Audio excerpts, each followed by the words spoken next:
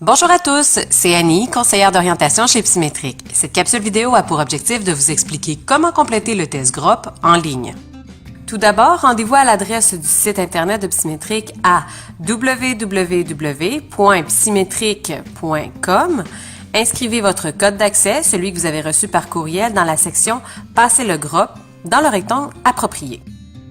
Vérifiez que le nom de votre conseiller apparaît ainsi que votre propre nom. Cliquez sur « J'accepte » pour que vos résultats soient transmis à votre conseiller. Remplissez la section d'identification. Si vous passez ce test à l'école, inscrivez votre numéro de groupe dans la section « Groupe ». Sinon, n'inscrivez rien ou inscrivez ce dont votre conseiller vous a précisé d'indiquer.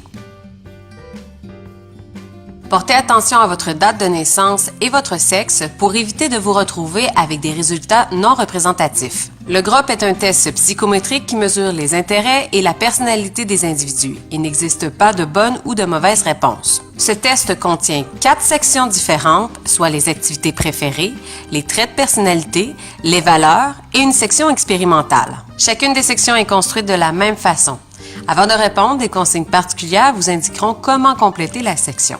Dans la section A, vous devez vous prononcer spontanément sur le niveau d'intérêt que ces activités représentent pour vous en ce moment. Attention, il faut évaluer ces activités uniquement sur la base de vos propres goûts ou intérêts. Cela signifie que vous n'avez pas à vous soucier de la formation, de la préparation, de l'entraînement, des connaissances ou de toute autre condition préalable à l'exercice de ces activités. Choisissez simplement les activités auxquelles vous aimeriez le plus participer si l'occasion vous en était donnée.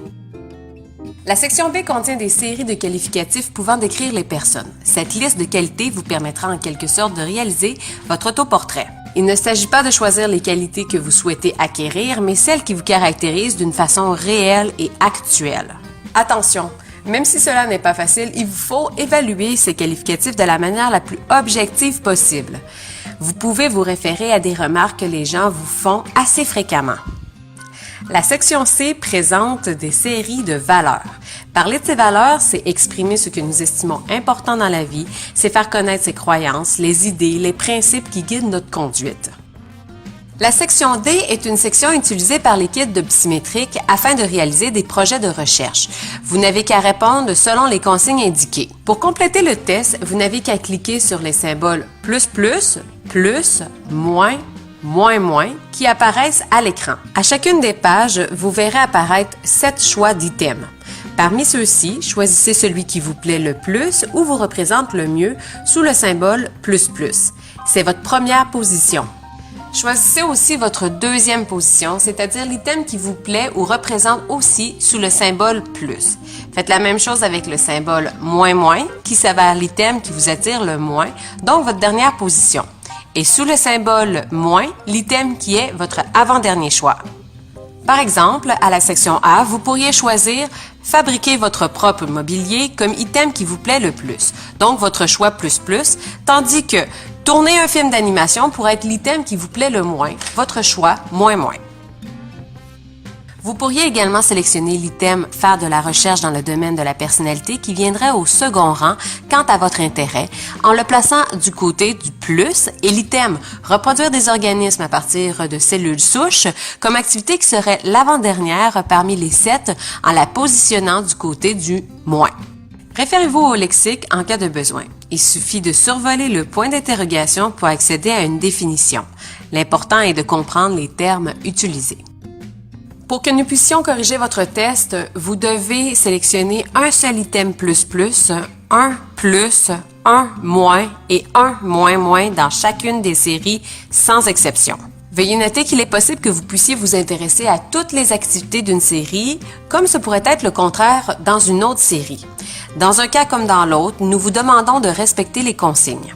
L'idée est de choisir parmi les 7 items, les 2 items qui vous attirent ou vous représentent le plus et les 2 items qui vous attirent ou vous représentent le moins. Vous pouvez effacer un choix en cliquant de nouveau sur son symbole et en y plaçant votre nouveau choix. Le bouton « Effacer mes choix » vous permet d'effacer tous les choix d'une série. Une fois les 4 items choisis, cliquez sur « Suivant ». Pour connaître les consignes de chacune des sections, cliquez sur le lien « Aide » situé en haut à droite de l'interface. Une fois le test complété, un message apparaît. Bravo, vous avez terminé votre test complété avec succès. Votre travail est donc accompli. Si vous croyez avoir répondu à toutes les questions, mais que ce message n'apparaît pas, vérifiez si vous avez oublié de mettre un item dans une des sections.